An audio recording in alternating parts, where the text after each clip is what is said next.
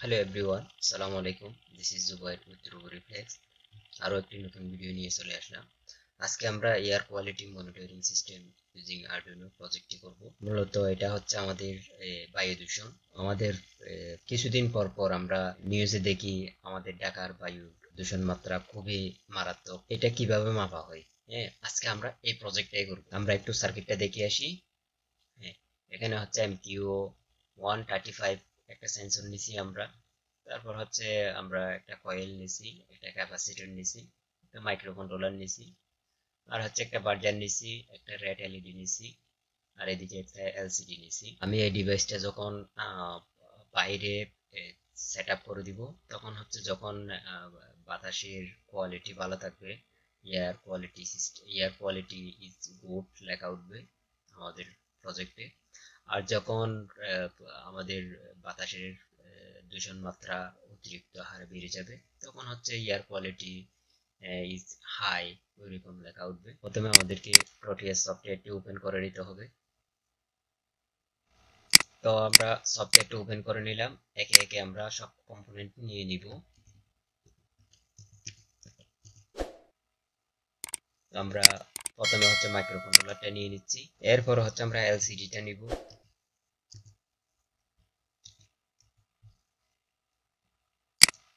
এখন হচ্ছে আমরা একটা পট নিব, মানে পটানশিওমিটার। এটা পটানশিওমিটার নিয়ে নিলাম। তারপর এখন হচ্ছে আমাদেরকে সেন্সরটা, হ্যাঁ আমরা হচ্ছে গ্যাস সেন্সর এমকিউ 135 সেন্সরটি নিয়ে নিচ্ছি। এখানে হচ্ছে আমরা একটা এলইডি নিয়ে নিব,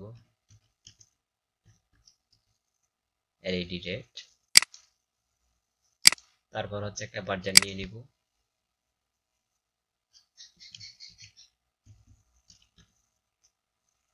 তো বার্জার নিয়ে নিলাম।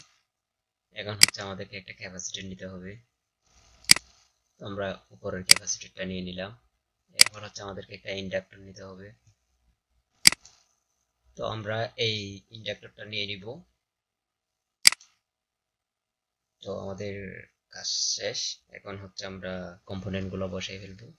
প্রথমে হচ্ছে আরডুইনোটা বসাই ফেলি, এরপর হচ্ছে আমরা গ্যাস সেন্সরটা বসাই ফেলি,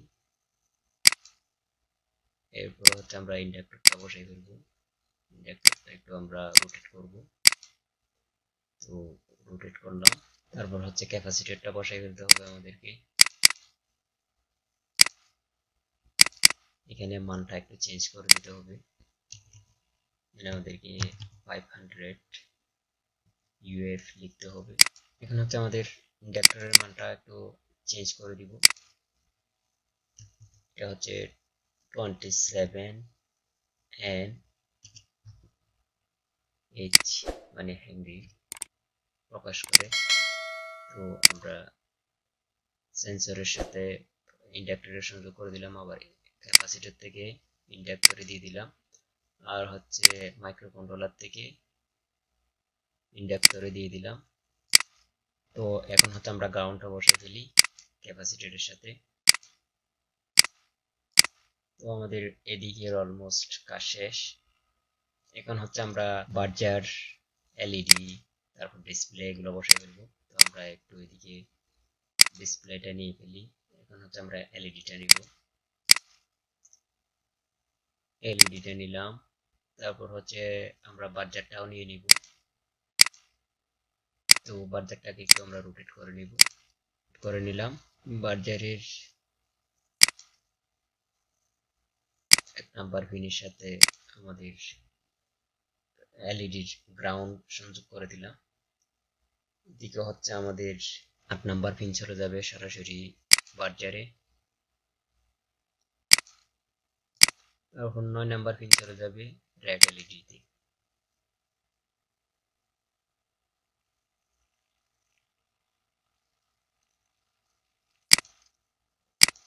দিয়ে দিলাম। তারপর হচ্ছে আমার কানেকশন গুলা দিয়ে দিই। মাইক্রো কন্ট্রোলারের 7 নাম্বার পিন চলে যাবে আরএস এ, 6 নাম্বার পিন চলে যাবে ই তে, আর D4 পিন চলে যাবে মাইক্রো কন্ট্রোলারের 5 নাম্বার পিনে।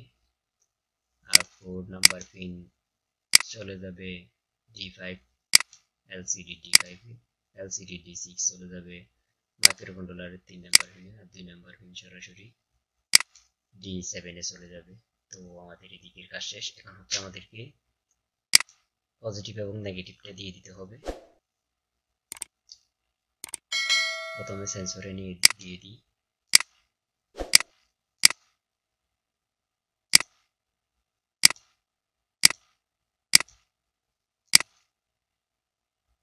তো এখন হচ্ছে আমরা এলসিডি তে নেগেটিভ এবং পজিটিভ দিয়ে দিব। প্রথমে হচ্ছে আমরা নেগেটিভটা দিয়ে দিলাম আর ডাব্লিউ ফিনে। তারপর হচ্ছে আমরা এদিকে ইয়ার বার্জার এবং এলইডি তে নেগেটিভ দিয়ে দিলাম। তারপর বাকি রইল আমাদের পজিটিভ। তো বিডিডি এলসিডির বিডিডি চলে যাবে পজিটিভে। এখন হচ্ছে আমরা পটেনশিওমিটারটা একটু বসাই ফেলবো। পটেনশিওমিটারটা একটু বসাই ফেললাম। তারপর পটেনশিওমিটারে আমরা পজিটিভ নেগেটিভ দিয়ে দিব। নেগেটিভ দিয়ে দিলাম। তো আমাদের সার্কিটের ফুল কাজ শেষ। এখন হচ্ছে আমরা কোডে চলে যাব। বরাবরের মতো আমরা এলসিডির জন্য একটা লাইব্রেরি ঘোষণা করে দিছি। তারপর এলসিডির পিনগুলো ঘোষণা করে দিছি। এরপর বার্জারের পিনটা ঘোষণা করে দিছি, এলইডি পিনটা ঘোষণা করে দিছি। এরপর বার্জার কখন হাই হবে আবার কখন লো হবে, বার্জারের সাথে সাথে এলইডি কখন হাই হবে। তারপর হচ্ছে এরপর হচ্ছে এলসিডি তে প্রথমে যখন আমরা প্রজেক্ট ওপেন করব পুরোপুরি ফ্লেক্স চলে আসবে। তো ইয়ার কোয়ালিটি সিস্টেম এখানে হচ্ছে 17 ডিজিট হয়ে গেছে, আমাদেরকে 16 ডিজিটের মধ্যে দিতে হবে। তো এখানে এমটা আসবে না আমাদের ডিসপ্লেতে। এরপর হচ্ছে এখানকার যে ক্যালকুলেশনটা আছে সেটা দিয়ে দিলাম। এখন হচ্ছে আমরা কোডটা ঠিক আছে কিনা দেখি। তো আমাদের কোড ঠিক আছে। এখন হচ্ছে আমরা হেক্স ফাইলটা রেডি করে ফেলবো। তো আমাদের হেক্স ফাইল রেডি। এখন হচ্ছে সরাসরি আমরা সার্কিটে চলে যাচ্ছি। তো প্রথমে হচ্ছে আমরা সেন্সরকে একটা লাইব্রেরি দিতে হবে। আমি যেখানে সেন্সরের লাইব্রেরিটা রাখছি সেই ফোল্ডারে চলে যাচ্ছি।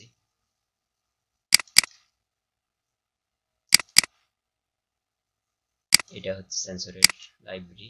তো আমরা এটা ঘোষণা করে দিলাম। এখন হচ্ছে মাইক্রোকন্ট্রোলারে আমরা হেক্স ফাইলটা দিয়ে দিব।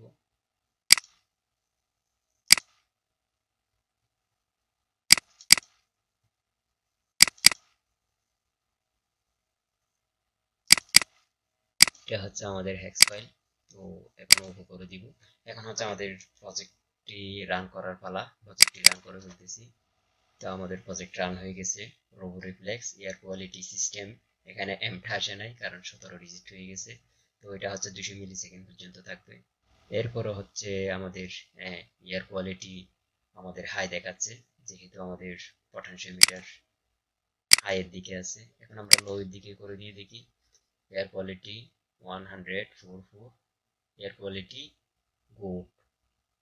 তারপর হচ্ছে আমরা আরেকটু বাড়াই দেখি, 39% দিয়ে দেখি। এখন এয়ার কোয়ালিটি হাই দেখাচ্ছে, 406 দেখাচ্ছে।